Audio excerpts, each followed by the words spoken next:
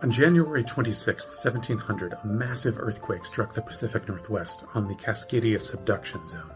This earthquake was magnitude 9.0 or greater, and it shook this whole area intensely for 5 to 6 minutes, and also unleashed a tsunami that traveled and inundated coasts all the way around the Pacific Ocean. We know from the geologic record that this is something that has happened before and will happen again. Whether it happens in our lifetimes, though, we don't know, but we know it is something that is worth taking the time to prepare for. So why are we telling you this? Is it just to terrify you? No, we're telling you because there are so many steps you can take right now to be more prepared.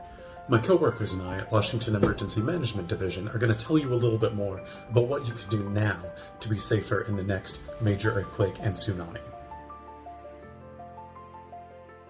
When the ground starts shaking, always remember these 3 steps: drop, cover, and hold on. They're going to look different depending on what situation you're in, but they always mean the same thing. Drop means to get low to the ground where you are. This minimizes the distance you will fall if you get knocked over by shaking and makes you a smaller target for falling and flying debris. Cover your head and neck with your arm if nothing's available, maybe with a sturdy textbook, and take cover under something sturdy if you can. And hold on, stay there as long as the shaking lasts. What you can do now is take some time to practice this in common situations you might find yourself. Before the next earthquake, you can also do a home hazard hunt to find ways to secure your space. Go around your home, your office, your bedroom, and try to find things that might be a danger, things that could fall down or fly off of the shelves onto you and become a danger to yourself or your family when the ground starts shaking. Things like maybe shelves that need to be secured to the wall, your bowling ball collection. Secure these now so they're not a danger in the next earthquake. When we're on the coast, there are natural warning signs that we can look for a tsunami approaching us. The first, best, and most important warning sign is strong or long ground shaking, so a large earthquake on the coast. But there are other warning signs. The water could start to pull away very quickly, much faster than a normal tide. There could be a roaring sound coming from the ocean, much louder than the normal sound of the waves. It's also been heard like a booming sound or like the sound of a freight train. Or we could just see the water behaving abnormally. It could be frothing and bubbling in a way that we've never seen before.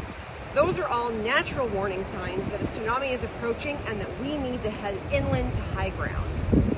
If you notice those natural warning signs for a tsunami, or you get an alert to your phone, that's your time to grab your go bag, head inland, and head to high ground. If you're not aware of your evacuation routes, that's okay.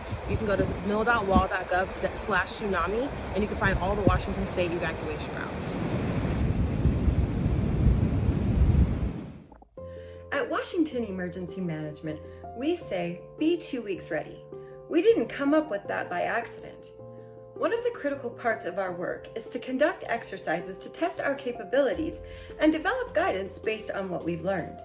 What we've learned from exercising a Cascadia earthquake and tsunami is that we need to be prepared to be on our own for at least 2 weeks after a disaster like that. That sounds overwhelming. Here are 3 easy steps to get you started.